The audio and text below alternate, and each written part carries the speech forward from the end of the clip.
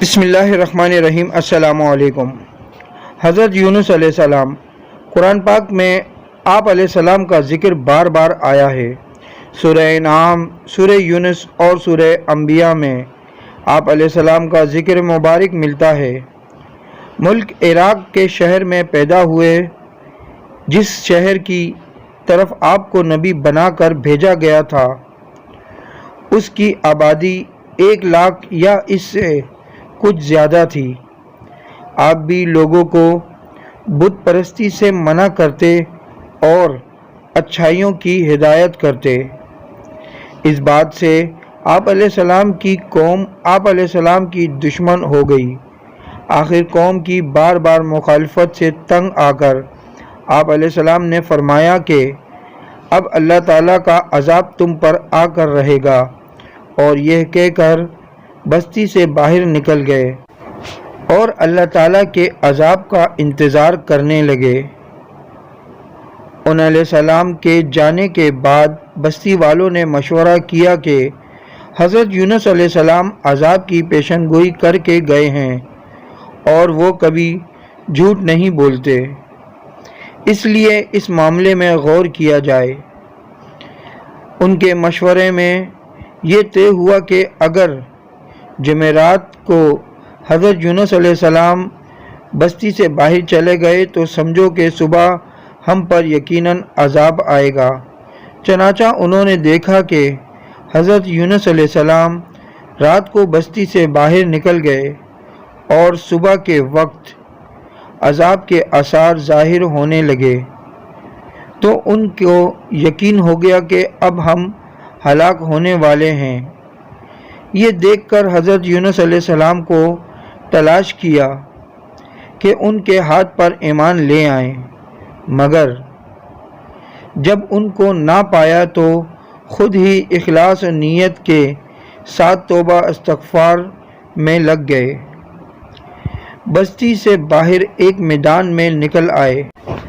عورتیں، بچے اور جانور سب اس میدان میں جمع ہو کر دیے گئے عذاب سے پناہ مانگنے میں اس طرح مشغول ہوئے کہ پورا میدان آہ و بکا سے گونجنے لگا۔ اللہ تعالیٰ نے ان کی توبہ قبول کر لی اور ان سے عذاب ہٹا دیا۔ ادھر حضرت یونس علیہ السلام بستی سے باہر اس انتظار میں تھے کہ اب اس قوم پر عذاب نازل ہوگا، مگر عذاب نازل نہ ہوا۔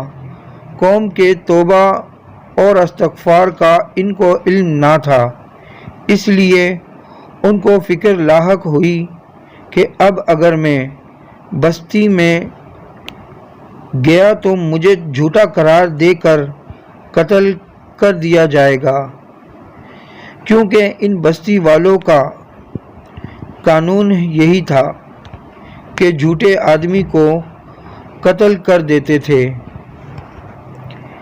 اس بنا پر حضرت یونس علیہ السلام نے یہاں سے ہجرت کرنے کا ارادہ کر لیا اور شہر سے باہر نکل کھڑے ہوئے اور چلتے چلے گئے، یہاں تک کہ بحر روم کے کنارے پہنچ گئے۔ وہاں ایک کشتی جانے کے لیے تیار تھی، اس پر سوار ہو کر روانہ ہو گئے۔ جب کشتی بیچ سمندر میں پہنچی تو رک گئی۔ ملاح نے کہا، اس کشتی میں کوئی غلام ہے جو اپنے مالک سے بھاگ کر آیا ہے، جب تک وہ نہیں اترے گا کشتی نہیں چلے گی۔ حضرت یونس علیہ السلام بول اٹھے کہ وہ بھاگا ہوا غلام میں ہوں، مجھے سمندر میں ڈال دو۔ اور یہ اس وجہ سے کہا کہ حضرت یونس علیہ السلام نے ہجرت کرنے میں اللہ کے حکم کا انتظار نہیں کیا تھا، خود ہی ہجرت کرنے کا فیصلہ کیا تھا۔ یہ کام اگرچہ جائز تھا، مگر انبیاء علیہ السلام کی شایان شان نہ تھا۔ کشتی والے چونکہ آپ علیہ السلام کو جانتے تھے، اس لیے آپ کو پانی میں ڈالنے پر تیار نہ ہوئے اور قرآ ڈالنے کا فیصلہ ہوا۔ چنانچہ کئی مرتبہ قرآ ڈالا گیا، ہر مرتبہ آپ ہی کا نام نکلا۔ لوگوں نے آپ کو دریا میں ڈال دیا۔ اللہ کا کرنا ایسا ہوا کہ ایک مچھلی دیر سے منہ کھولے کھڑی تھی۔ اس نے اللہ کے حکم سے آپ علیہ السلام کو نگل لیا، لیکن حضرت یونس علیہ السلام اللہ کی پاکی اور بزرگی بیان کرتے رہے۔ اگر آپ علیہ السلام اللہ کی پاکی اور بزرگی بیان کرنے والے نہ ہوتے تو قیامت تک مچھلی کے پیٹ میں رہتے، مگر اللہ تعالیٰ بے حد مہربان اور رحم کرنے والا ہے۔ وہ ہر توبہ کرنے والے کی توبہ قبول کرتا ہے اور ہر پناہ چاہنے والے کو پناہ بخشتا ہے۔ حضرت یونس علیہ السلام اللہ کی مرضی معلوم کیے بغیر بستی چھوڑ آنے پر شرمندہ تھے، چنانچہ پانی اور مچھلی کے پیٹ کے اندھیرے میں ہی پکارتے تھے، لا الہ الا انت سبحانک انی کنت من الظالمین۔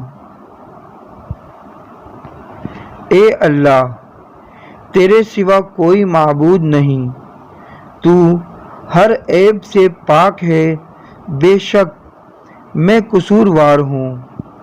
اللہ تعالیٰ نے ان کی دعا قبول کی اور غم سے نجات دے دی، مچھلی کے پیٹ سے نکال کر میدان میں ڈال دیا اور اس پر ایک بیل دار درخت اگا دیا۔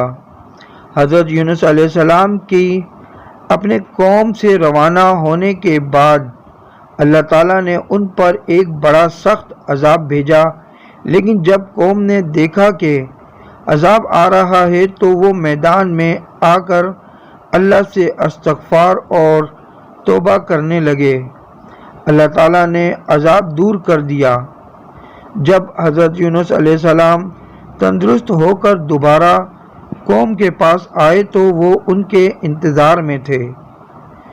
چونکہ انہوں نے اپنی آنکھوں سے عذاب کے آثار دیکھ لیے تھے، اس لیے سب کے سب ایمان لے آئے اور صدیوں تک خوب امن و چین سے رہے۔